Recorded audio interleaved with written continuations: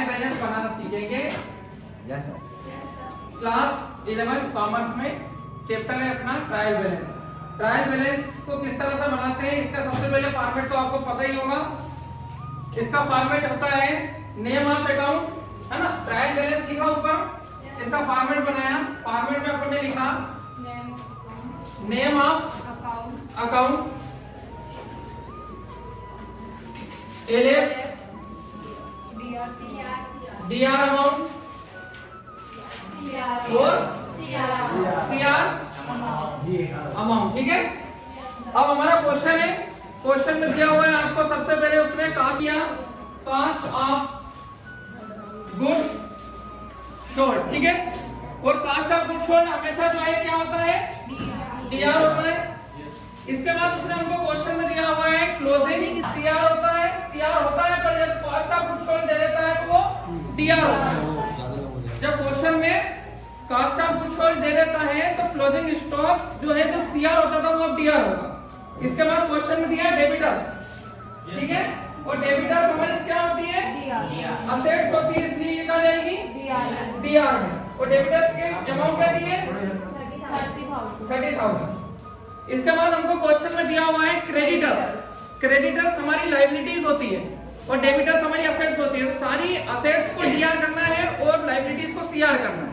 तो क्रेडिटर्स दिया हुआ है, क्रेडिटर्स हमारी लायबिलिटीज है, इसलिए हम लिखेंगे क्रेडिटर्स। और क्रेडिटर्स की वैल्यू है इसमें आपको दी हुई है कितनी, 15,000। ये होगी कहां पर, सीआर में। इसके बाद हमको क्वेश्चन में दिया हुआ है मशीनरी। मशीनरी असेट्स होती है और मशीनरी जो असेट्स होती है वो हमेशा डीआर होगी। तो मशीनरी दी है 25,000। ठीक है।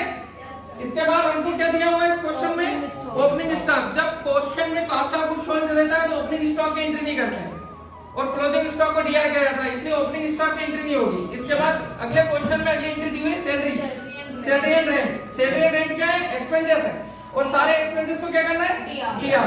तो हम फिट करेंगे salary and rent, salaries and rent account. ठीक है। और ये हमेशा डीआर होगा, सैलरी एंड रेंट कर दिया। इसके बाद क्वेश्चन में दिया है सेल्स, और सेल्स हमेशा क्या होता है, सीआर होता है। सेल्स दिया हुआ है 1 लाख रुपए का, 1 लाख। इसके बाद हमको दिया है क्वेश्चन में कैपिटल, और कैपिटल हमेशा सीआर होगी 45,000 की। ठीक है। ये जो एंट्री दी हुई है, अब हम इसका टोटल लगाएंगे और इसका बैलेंस करेंगे।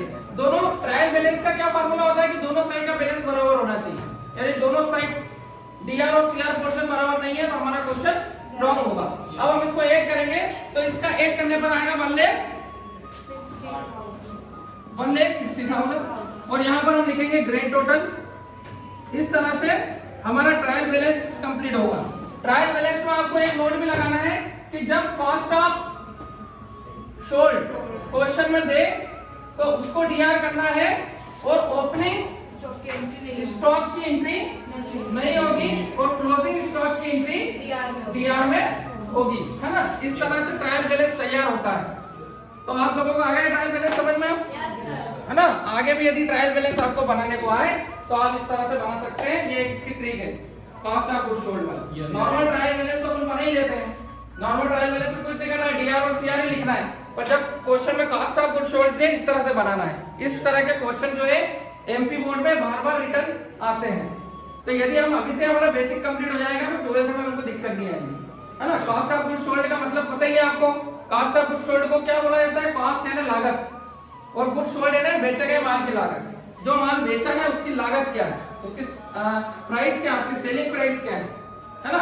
एक होती है कॉस्ट प्राइस और एक होती है सेलिंग प्राइस। सेलिंग प्राइस और कॉस्ट प्राइस में क्या डिफरेंस होता है, कॉस्ट प्राइस उसको बोलते हैं कि जो सामान जितने में बना है ना। जैसे ये पेन जो है 5 रुपए 10 रुपए में बना है तो ये इसकी कॉस्ट प्राइस होगी, और इसकी सेलिंग प्राइस क्या होगी कि इसको मार्केट में 20 रुपए में बेच रहे हैं तो ये इसकी सेलिंग प्राइस है ना। इस तरह से अपन कॉस्ट प्राइस और सेलिंग प्राइस का डिफरेंस पता होना चाहिए।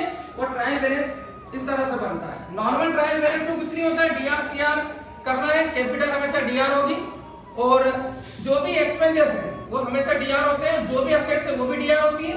इसके अलावा जो लायबिलिटीज होती है, असेट्स का उल्टा लायबिलिटीज, जो भी लायबिलिटीज होगी वो हमेशा सीआर होगी। जो भी इनकम है वो भी हमेशा सीआर होती है। ठीक है, ये अपना ट्रायल बैलेंस का चैप्टर था।